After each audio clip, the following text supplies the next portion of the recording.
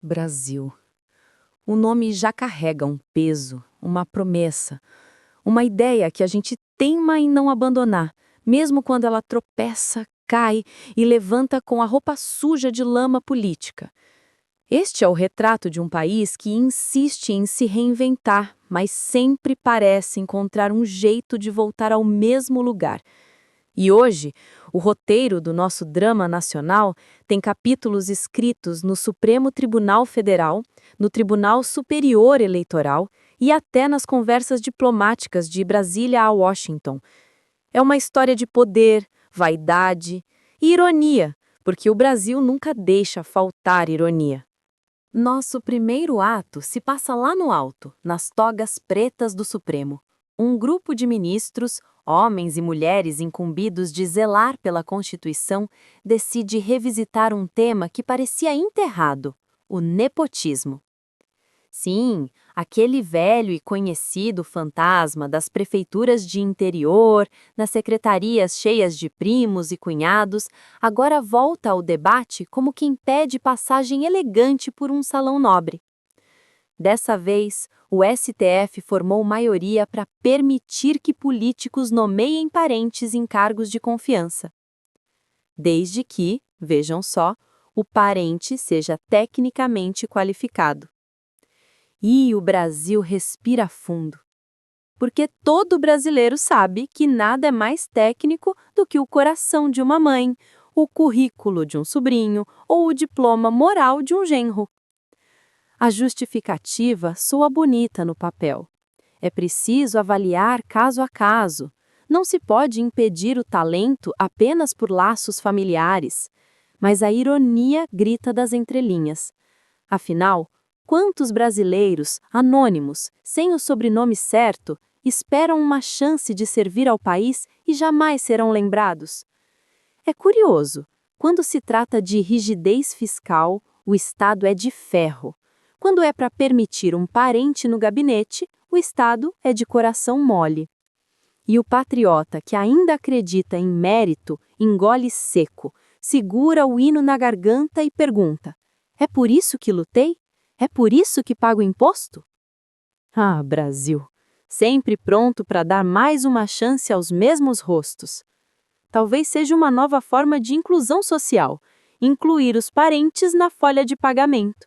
De repente, a família brasileira virou política pública.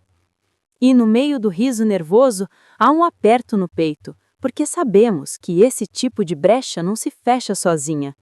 Hoje é o filho, amanhã é o cunhado, e quando percebermos, a República vira reunião de Natal. Mas o espetáculo continua. Enquanto uns abrem portas para os parentes, outros tentam abrir portas para o passado.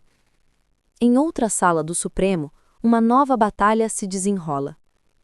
O destino do recurso de Jair Bolsonaro contra sua inelegibilidade. O STF está dividido, metade para cá, metade para lá. E lá se vai mais um capítulo da novela onde o protagonista é sempre o mesmo: o poder. Uns dizem que o julgamento cabe à primeira turma, outros à segunda. Parece detalhe técnico, mas não se engane. No Brasil, o detalhe técnico decide o destino político. E, no fundo, o povo observa com aquele olhar cansado de quem já viu esse filme 1000 vezes. É impressionante como nossas instituições adoram a coreografia do impasse. Um país que não consegue pavimentar todas as estradas, mas pavimenta com perfeição os caminhos da indefinição. Bolsonaro segue inelegível, mas seu nome não sai das manchetes. Lula segue no Planalto, mas sua sombra também o acompanha, principalmente quando abre a boca. E assim o país se equilibra entre a nostalgia e o desassossego, entre o que foi e o que ainda pode ser. Porque enquanto o Supremo debate turmas e relatorias, o presidente resolve falar. E falar muito.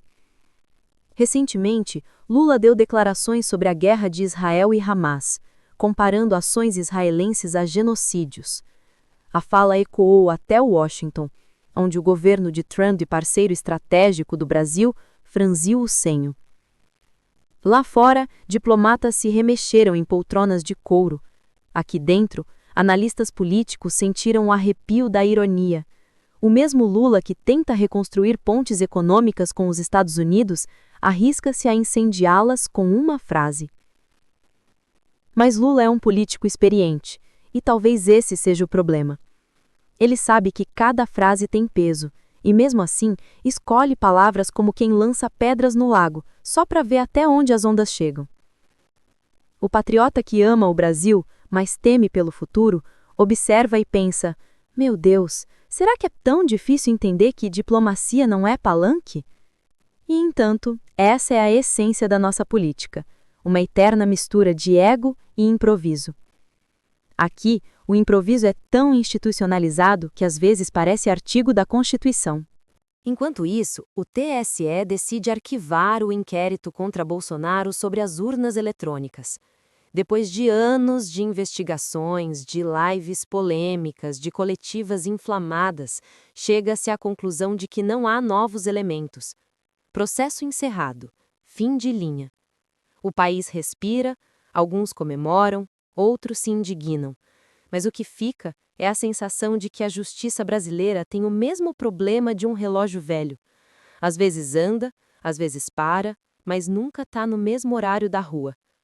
E o povo, sempre paciente, aprende a decifrar entrelinhas. Arquivar não é absolver, permitir não é concordar, dividir não é decidir. E entre esses verbos diplomáticos, o Brasil segue tropeçando em sua própria esperteza. Um povo criativo, vibrante, resiliente, condenado a assistir à política como quem vê novela repetida, esperando um final diferente que nunca vem.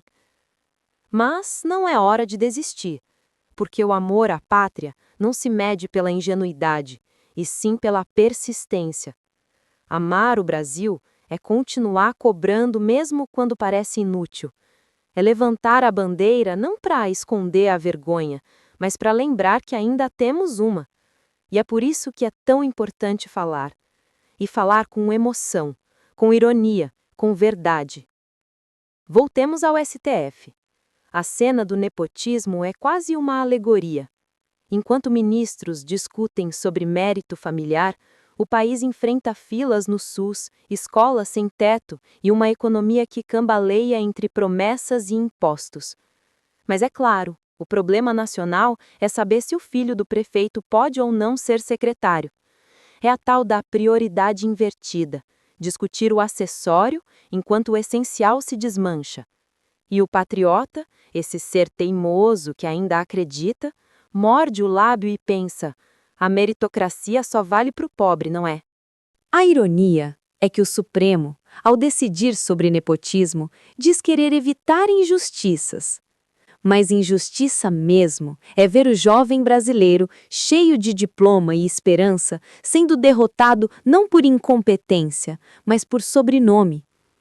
É ver a filha do ministro ser assessora, o primo do deputado ser diretor e o cidadão comum ser chamado de sonhador por acreditar que podia entrar por mérito. E ainda temos de ouvir discursos sobre técnica e idoneidade moral. No Brasil, moral é como papel moeda. Quanto mais se fala dela, menos valor parece ter. E na outra ponta, o Supremo dividido em torno do recurso de Bolsonaro mostra outra face do mesmo problema, a judicialização da política. Cada decisão vira campo de batalha, cada voto de ministro vira manchete, e cada manchete vira munição para os extremos. O centro, o equilíbrio, a razão? Esses parecem sempre em falta, mas o que sobra é paixão. Paixão de torcedor, de quem defende toga como defende time, de quem esquece que justiça deveria ser cega, não partidária. E enquanto o Supremo divide, o Brasil racha. Metade grita ditadura da toga, metade grita golpista. E no meio do tiroteio verbal, o país real, aquele que acorda cedo, pega ônibus, enfrenta fila, paga imposto, segue invisível. A política virou espetáculo, e o povo, figurante sem fala. Mas o patriota verdadeiro, aquele que ainda sonha, não desiste de querer protagonizar a própria história. E então, Lula fala mais uma vez e o mundo ouve. Seus comentários sobre Israel e Palestina não foram apenas diplomáticos, foram ideológicos. O presidente quis se colocar como líder do Sul global, voz dos oprimidos, e acabou criando um ruído com os Estados Unidos. O mesmo país que o Brasil tenta conquistar como parceiro comercial. Ironia das ironias. Lula, o operário que ascendeu ao poder, agora precisa lidar com o peso das palavras de chefe de Estado. E nem sempre o coração cabe dentro da diplomacia. E é nessa vai e vem de discursos e decisões que o Brasil tenta existir. Um país onde o Supremo fala mais que o Congresso, onde o presidente fala mais que o Itamaraty e onde o povo fala, mas quase ninguém ouve. E ainda assim, há quem acredite, e é essa fé que sustenta o fio do patriotismo. Porque o verdadeiro amor à pátria não é bajulação, é cobrança. É amar tanto que dói ver o país ser tratado como piada. É olhar para o noticiário e pensar, não é possível que isso esteja acontecendo. E mesmo assim, levantar no dia seguinte e continuar lutando, estudando, trabalhando, acreditando. O Brasil é feito de gente que insiste. Gente que constrói casa, conserta rua, planta sonho. Gente que ainda acredita que a honestidade vale a pena, mesmo quando o mundo parece rir dela. E talvez seja essa a grande ironia do nosso tempo. O povo mais alegre do mundo carregando o peso da decepção mais antiga da política. Mas essa alegria, teimosa, vibrante, é o que impede que o país desabe de vez. Porque o Brasil tem jeito, sempre teve. Só precisa de gente com vergonha na cara para fazê-lo dar certo. Nepotismo, recursos, inquéritos, falas diplomáticas, tudo isso são sintomas. O problema é mais profundo. Um sistema que se acostumou à esperteza, que celebra o atalho e despreza o caminho reto. Mas o patriota verdadeiro não quer atalho, quer justiça, quer decência, quer clareza, quer ver o país governado não por famílias, mas por princípios. E talvez, um dia, quando olharmos para trás, possamos rir dessa fase. Rir com orgulho, não com sarcasmo. Rir porque superamos, não porque nos acostumamos. Mas por enquanto, o riso ainda tem gosto amargo. E o Brasil segue seu espetáculo de ironias, tocando o hino enquanto o palco pega fogo. E mesmo assim, a bandeira continua tremulando, porque há algo que nem a corrupção, nem o cinismo, nem o nepotismo conseguem destruir: o amor do povo por essa terra. E enquanto houver um brasileiro que se levante, que questione, que não aceite calado, o Brasil ainda terá chance. E é por isso que vale a pena narrar, com emoção, com ironia, com esperança. Porque o Brasil pode até tropeçar em toga, tropeçar em palanque, tropeçar em microfone, mas sempre se levanta. E cada vez que se levanta, o mundo se espanta. E nós, teimosos, voltamos a acreditar.